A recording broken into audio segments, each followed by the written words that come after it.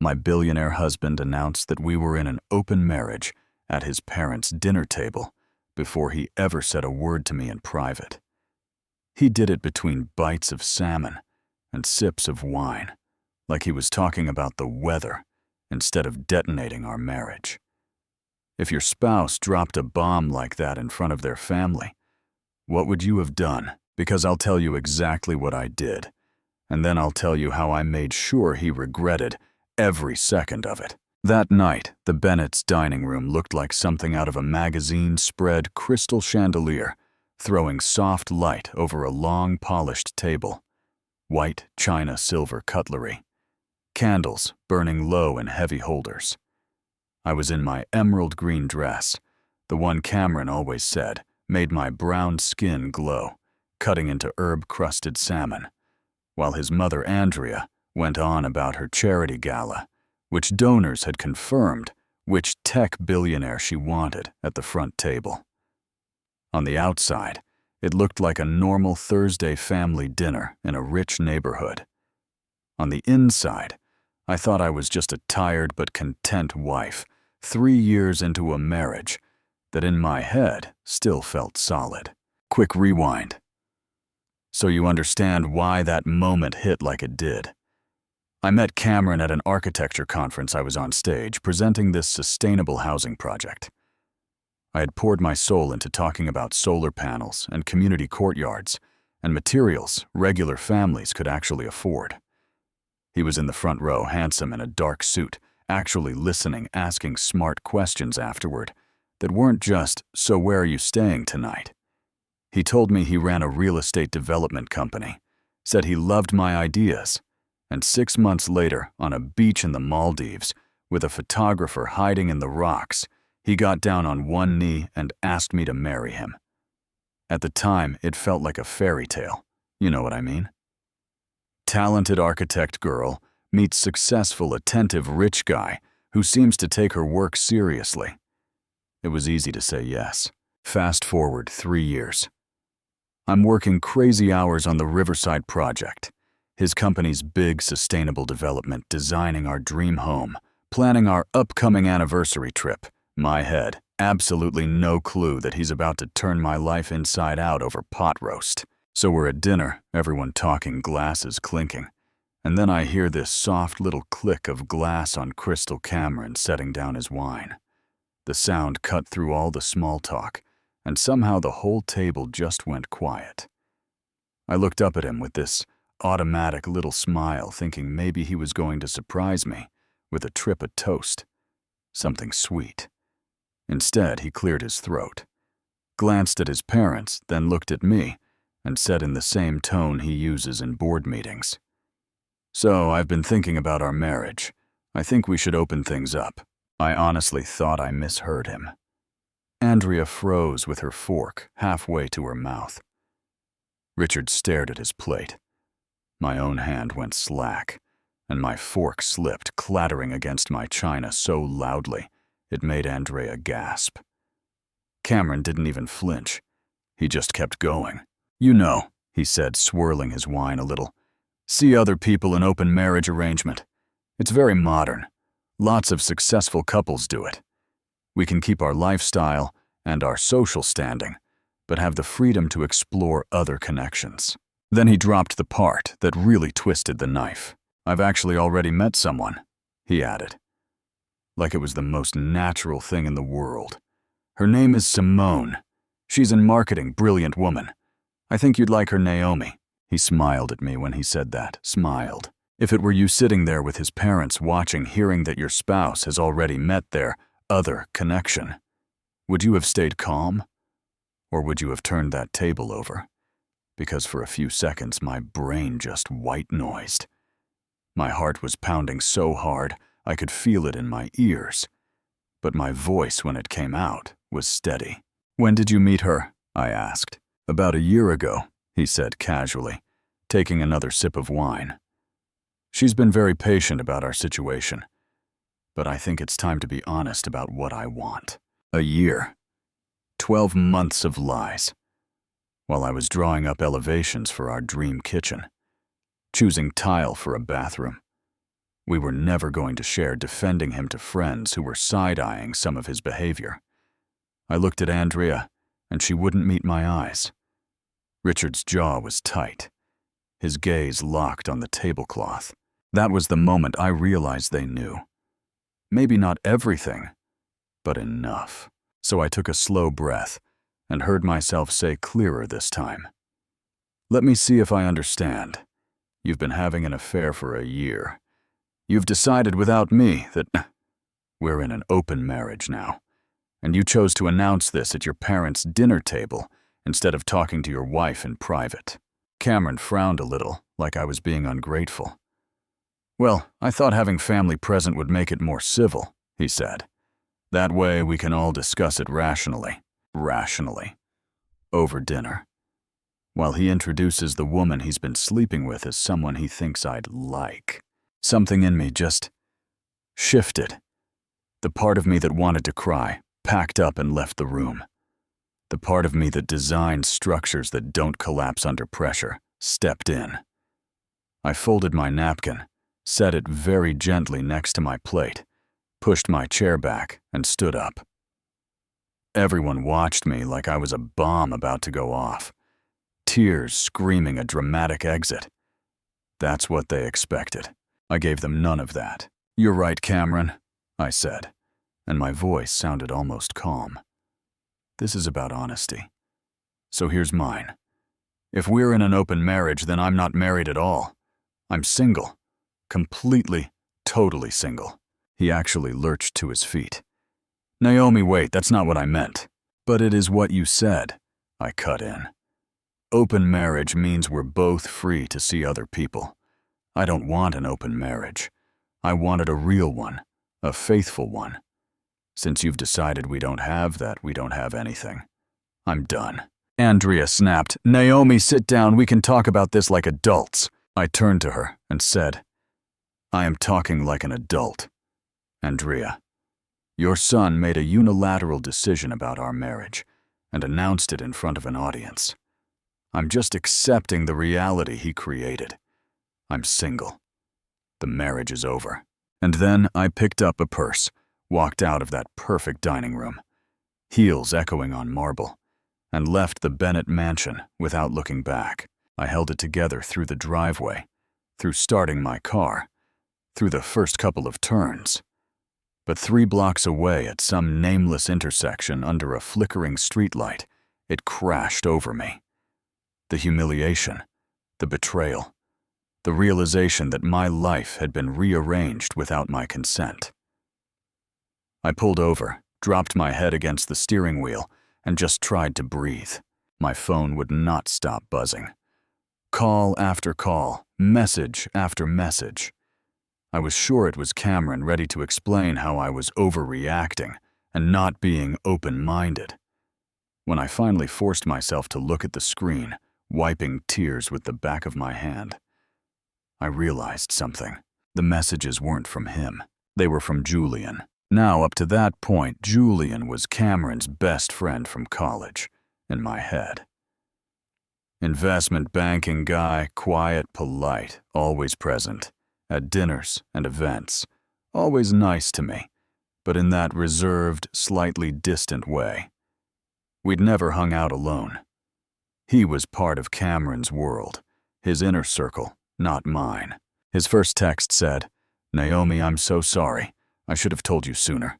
The second text said, I have evidence, photos, messages, financial records. Cameron and Simone have been planning this for months. The open marriage was her idea. She wants to be public. I couldn't stay quiet after what he just did to you. There was a file attached. My hands were shaking when I opened it. Photos of Cameron and a blonde woman at a restaurant, leaning in close hands, intertwined across the table time-stamped 6 months earlier. More pictures, different restaurants, hotel lobbies, the lobby of his downtown office at midnight, his hand on the small of her back, in a way that wasn't coworker. Then, screenshots of messages, their names at the top, my name inside. Once you announce the open marriage, Simone had written, she'll either accept it or leave. Either way, I get to stop hiding, Cameron had responded. My lawyer says the prenup will protect most of my assets if she files. And if she stays, we get what we want anyway. It's perfect. Perfect. If you saw your marriage reduced to a strategy in some text thread like that, what would you feel first, hurt or rage? Because honestly, for me, it was both at the same time, like two waves colliding. Underneath it all, something quieter started forming, a cold kind of clarity. This wasn't a mistake. It wasn't a fling that got out of hand. He had planned this months in advance like a business move, and he thought I would either roll over or walk away quietly with nothing. He'd miscalculated. I texted Julian back. Can you meet me tomorrow morning? I need to know everything. His reply came almost immediately. Yes, I'll bring everything. He doesn't deserve you, Naomi. He never did. I put the car in drive and headed to the one place I knew I'd be safe that night. My best friend's apartment. Grace Wu opened her door in pajama pants and an oversized law school sweatshirt. Saw my face, didn't ask a single question. Just pulled me inside. Sat me down on her blue couch and put tea in my hands. When I finally managed to get the words out telling her about the dinner, the open marriage, the fact that his parents just sat there letting it happen. Then the messages from Julian. She went from soft-eyed friend to razor-sharp attorney in about 2 seconds. Show me, she said. I handed her my phone. She scrolled through the texts, the photos, the screenshots. When she hit that line about, my lawyer says the prenup will protect most of my assets, she actually laughed this short, dangerous sound. What? I asked. Do you remember sitting here 3 years ago? She said. When we went over the prenup, his lawyers sent you. Vaguely I did. I'd been so in love, so convinced nothing would ever go wrong, that the whole process just felt like paperwork. Grace had forced me to slow down, read every line pushed for certain clauses. One of those clauses was fidelity. If he cheated, his precious protections evaporated. At the time, he'd signed it with this confident little smile promising, it's just a formality, I'd never do that to you. Yeah. That happened. Naomi, she said, tapping my phone. He thinks that prenup is his shield. What he forgot is that I wrote the sword. I looked at her, and something in my chest unclenched just a little. So what do we do? She held my gaze. We fight, but only if you want to. You could walk away, take some money, avoid the stress. Or we can go to war and make sure he feels every consequence. I thought about that dinner table, about Andrea looking away, about Cameron saying, it's very modern, while casually announcing his affair, about seeing my name in those messages like an obstacle, not a person. I want to fight, I said. I don't want to scream or throw things. I want him to face real consequences. Grace nodded once. Good. Then we start tomorrow. Here's where the story flips. So stick around because what happened next will blow your mind. The next morning at 8, we walked into this bright little coffee shop near Grace's office. All glass and blue walls, and people in suits pretending they weren't exhausted. Julian was already there in the corner, laptop, open, a thick folder next to his coffee. He looked different, not like the relaxed guy at parties, more like someone who'd been wrestling with his conscience for weeks. Thank you for meeting me, he said quietly when we sat down. I should have come to you sooner. Let's start with what you have, Grace said, business mode fully on. Julian turned his laptop toward us. First, you need to know how I got this, he said. Cameron and I made each other emergency contacts for our accounts years ago. 2-factor stuff, vacation backups, all that. Last month, he locked himself out of his personal email and asked me to help recover it. When I logged in, I saw Simone's name in his inbox. I could have just reset and logged out. I didn't. I looked. He opened an email thread, long, detailed, dating back almost a year. Cameron and Simone, making plans, negotiating hotel nights, complaining about hiding, talking about me like I was a problem to be managed. In one email, Simone wrote, "I'm tired of being your secret. Figure out the Naomi situation. Either divorce her or convince her to accept me. I'm not living like this forever." Cameron replied, "I'll handle it. The business still needs her architecture firm's reputation. Once the Riverside project is finished, I'll make my move. My project. My name, my reputation." Julian clicked into a spreadsheet. "Then I noticed transfers out of accounts I knew were supposed to be joint," he said. "Small amounts, but regular. I had a contact help me dig. He's moved around $5 million into offshore accounts over the last year. In his mind, that money doesn't exist in the marriage anymore.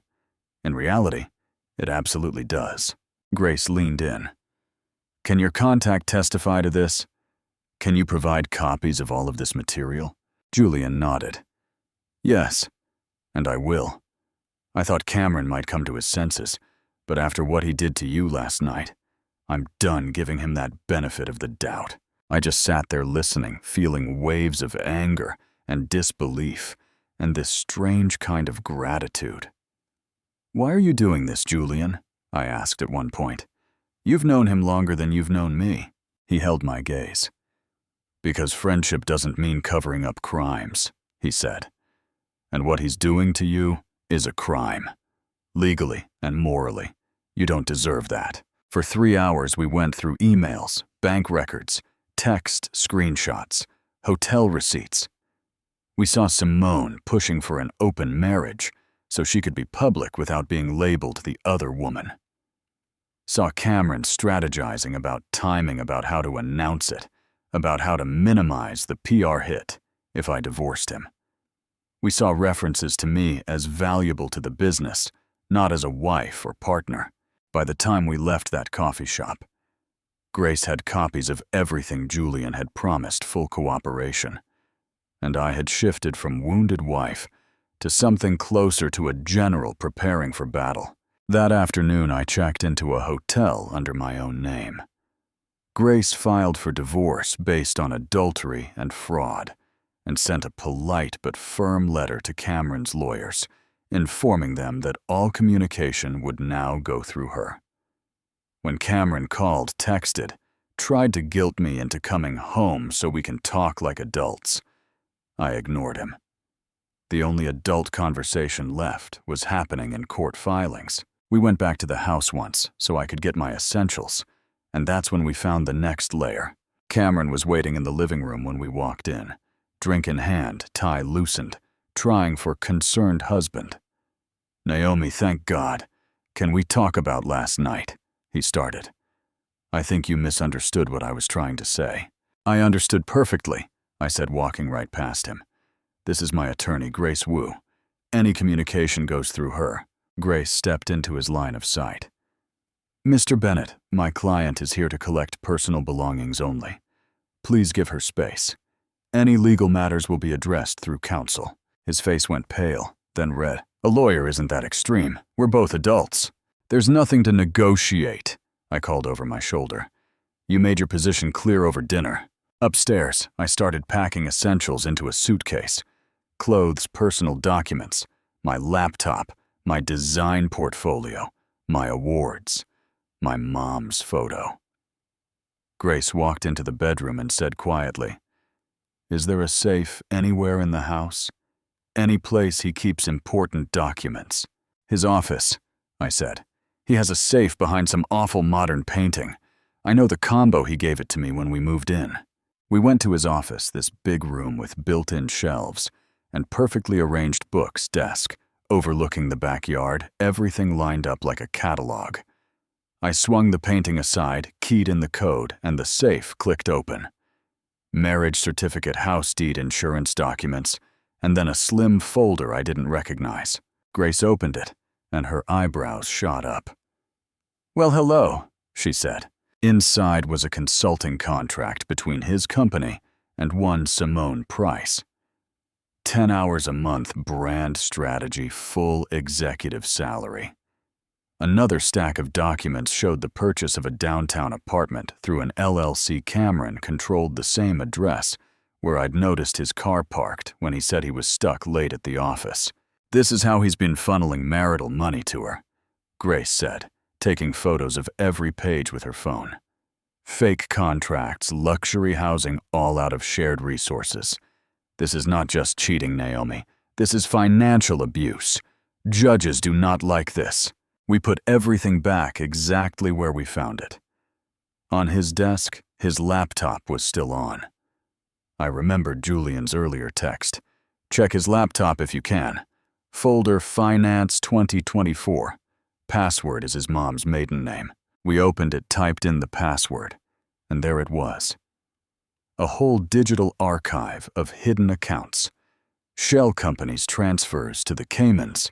Careful notes about how much could move when without triggering alerts. Turns out it wasn't 5 million. It was more.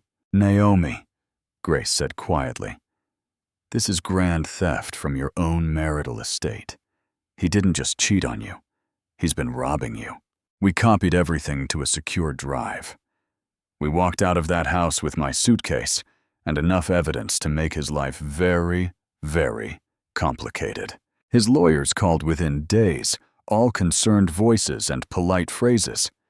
They talked about keeping things dignified, about honoring the prenup framework, about avoiding unnecessary public damage. Translation: take some money. Go away, don't expose the dirt. Grace told them we'd consider a settlement, but only if it reflected the full reality, not just the cleaned-up version. In the meantime, she called in a forensic accountant. "This is where the big twist comes in," Julian said. "I know someone good. But there's a catch." And when Grace asked what that meant, he said, "His name is Nathan Price." "Price like Simone," I said. "Her older brother," Julian answered. "Estranged. He's been watching her run this play on men for years. He wants it to stop." Nathan sat across from us in Grace's conference room a few days later, flipping through the files, with the calm focus of someone who lives in spreadsheets. He explained that Simone had a pattern 2 wealthy married men in other cities, both affairs that ended with her walking away with a lot of money and a clean reputation, because technically everything was agreed to. No prenup violations, no obvious fraud, just moral wreckage. With Cameron, the fake consulting contract, and the hidden assets pushed things over the legal line. "I'm not doing this to hurt my sister," he said. "I'm doing it because she hurts people and never faces consequences, and because, frankly, your husband has been incredibly sloppy." With Nathan tracing the money and Grace building the legal narrative, we had a bulletproof case. We sent Cameron's legal team a full accounting of what we knew, quietly attached a draft fraud complaint we were prepared to file with the DA, and laid out our terms. That's when the settlement offers jumped from polite to serious. First, they offered standard prenup terms, 50-50 of disclosed assets. Then 60-40 in my favor. Then 70-30. They really did not want this going to trial. That's when the emotional part kicked my legs out from under me a little, because it's easy to say, "I'll burn it all down," when you're hurt. It's harder when you're staring at months or years in court depositions, attacks on your character, every detail of your marriage turned into content for strangers. I had breakfast with my mom in this little diner with yellow walls and chipped coffee mugs while I was wrestling with it. I told her about the offers, about the fraud evidence, about how much we could push. "What does your lawyer say?" she asked. "That I'd be smart to take a good deal and move on with my life," I said. "But I keep thinking about what he did, and I want him to really pay." She squeezed my hand. "Revenge feels good for 5 minutes," she said. "But it can steal years if you let it. Ask yourself in 2 years, do you want to be the woman still fighting her ex in court, or the woman who built something new?" So I sat with that. I thought about how much space Cameron already took up. How many nights I'd lain awake replaying that dinner, rereading those emails, wondering how I'd missed the red flags. I thought about the new clients emailing my firm people who wanted my designs, my vision. I thought about Julian, about coffee conversations, where we talked about everything but Cameron. In the end, I told Grace, I'll settle, but we're going to make them flinch. We countered with 80-20 in my favor, based on full, verified asset disclosure, with automatic penalties for anything else found later. I wanted full intellectual property rights to all my designs, past and present. I wanted a public apology in his own name stating that the divorce was due to his infidelity and breach of trust. I wanted an ironclad, non-disparagement clause with teeth no talking trash about me to anyone. No crazy ex-wife narrative. No behind-the-scenes whisper campaign. I honestly expected them to push back hard. Instead, within a day they agreed to every single point. So we signed. The day of the signing, we sat on opposite sides of a long conference table, stacks of paper between us. Cameron looked smaller. Somehow, tired suit, less perfect. Eyes hollowed out. He didn't say much, just signed where his lawyer pointed. When we got to the apology statement, Grace read it out loud. This divorce is the result of my infidelity and betrayal of marital trust. Naomi is a woman of integrity and talent, and she deserves happiness and respect. I wish her well. Acceptable, she said, and we moved on. When it was done, his lawyer announced that the agreement was binding. My asset transfers would start within 48 hours, and we all stood. Cameron tried to step around the table toward me, but Grace moved like a bodyguard blocking his path. Naomi, please, he said, voice cracking just enough to sound human. I'm so sorry. I made a terrible mistake. I looked at him and said quietly, You didn't lose me, Cameron. You threw me away. There's a difference. And I walked out. If the story ended there, this would just be about a woman who got cheated on and then got paid. But you know, life rarely lets you have a clean ending like that. The money started hitting my accounts. I moved into a new place. I rebranded my firm under my own name. I took on a big new development project. I started seeing a therapist. I started sleeping again. I started feeling like myself. My connection with Julian deepened still, in that friends but kind of more gray area. I was actually starting to believe this whole nightmare was behind me. Then a reporter called. Ms. Stevens, she said. Do you want to comment on Mr. Bennett's statement that you targeted him for his money and used the divorce as a cash grab? It felt like the floor dropped out again.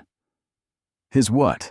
She told me he'd sent them a statement claiming I never loved him, that I married him for status, that I pressured him into financial decisions, that he had emails to prove I'd been planning to take him for as much as possible. She read a few lines from those emails out loud, and I knew immediately they were fake. Wrong tone, wrong details, timestamps that made no sense. I hung up, called Grace, and we went to work. Our forensic guy got a hold of the files, traced the metadata, laid it out neatly for the court. Newly created documents, forged headers, sloppy copy-paste. Open and shut violation of the non-disparagement clause, and fresh defamation on top. We went back in front of the same judge who had approved our settlement. She wasn't amused. Mr. Bennett, she said, after hearing the evidence. You signed a clear agreement. You then fabricated evidence and defamed your ex-wife in direct violation of that agreement. The settlement is void due to your breach. All original claims are reinstated, and you are liable for additional damages. Long story. Slightly shorter, the judge upheld all the financial terms. We'd agreed to added punitive damages for his little stunt, and referred the fraud case to the district attorney. His lawyers dropped him. His business tanked. He ended up pleading guilty to financial crimes, got probation fines, community service, and a permanent mark on his record that no amount of peer spin could wipe clean. Do you think that was too much, Or do you think that was just the universe catching up with him because people have had strong opinions about that part when I've told this story in real life? Here's the thing though, once that judgment was in place, I didn't want to think about him anymore. I didn't want to track his downfall, follow the gossip refresh articles. I wanted to actually live my life. So I did. Naomi Stevens. Architecture grew. That big, sustainable housing project, Riverside style, but fully mine, got built. Families moved in. I stood in the courtyard on opening day, watching kids race around on bikes between buildings I had drawn, watching moms talk on stoops that used to be lines on my computer screen. And I felt something I hadn't felt in a long time. Pride. Purpose, not tied to anyone's last name but my own.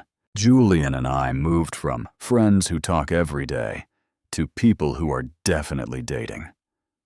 Our first official date felt strange in a good way, like taking the next step on a staircase we'd been climbing side by side for months. Dinner, good wine, live music, and this deep feeling of safety. No games, no shadow of competition, no sense that I had to perform. Just me. Just him. Just real. He didn't replace Cameron. He just showed me what love looks like when it's not laced with control. Remembering anniversaries because he cares, not because he expects praise. Asking about my projects because he respects my work, not because he needs a talking point at investor dinners. Apologizing when he messes up, not trying to out-argue me. Somewhere in there, a letter arrived in the mail from Cameron. Handwritten. I almost threw it away, but curiosity won. It was an apology. A real one. No excuses, no blaming, just him admitting he'd been selfish, admitting he'd treated me like an accessory instead of a partner, admitting that watching me rebuild my life had made him see how badly he'd messed up. I read it twice. Then I showed it to Julian. "How do you feel about it?" he asked. I waited for anger or nostalgia or something huge. What I felt was nothing. A little sad for the wasted potential maybe, but no hooks in me anymore. "Honestly," I said, "it changes nothing. I'm glad he's reflecting, but that chapter's closed." I put the letter in a drawer for a while, then eventually shredded it when I realized it didn't matter. A year after our divorce, Julian proposed. At home after cooking dinner, candles lit more for vibe than for romance because that's just how he is. No cameras, no audience, just him kneeling next to the couch with a simple ring and saying, "I love you. I will never lie to you. I will never make you doubt yourself. I want to build a life with you where we both get to be fully ourselves. Will you marry me?" I said yes. Of course I did. We had a small wedding, mostly family, and close friends. My mom crying, happy tears. Grace standing next to me, grinning like she'd won a case no Bennetts on the guest list. It was everything my first wedding hadn't been, not because it was fancier or bigger, but because it was honest. And then because apparently the universe loves a dramatic callback. Cameron showed up one more time. It was at a launch party for the biggest contract my firm had ever landed, a multi-city sustainable development partnership that would keep us busy for years and change a lot of lives. The venue was this gorgeous hotel ballroom with floor-to-ceiling windows, green and blue lights, my team buzzing around, excited and proud. An assistant pulled me aside and said, "There's a man at the door asking for you. Security is with him." I turned, and there he was standing just inside the entrance, looking smaller, older. A regular suit, instead of some designer thing, hair a little grayer at the temples. Security was ready to escort him out, but I held up a hand and said, "It's okay, I'll talk to him." We stepped out onto a side balcony overlooking the city lights. For a few seconds we just stood there, the air thick with all the things that didn't need to be said anymore. "I know I shouldn't be here," he said finally. I saw the announcement about your project and I wanted to congratulate you, and to give you this." He handed me an envelope. Inside was a check made out to my firm for $50,000. "What is this?" I asked. "For Riverside," he said quietly. "You designed it.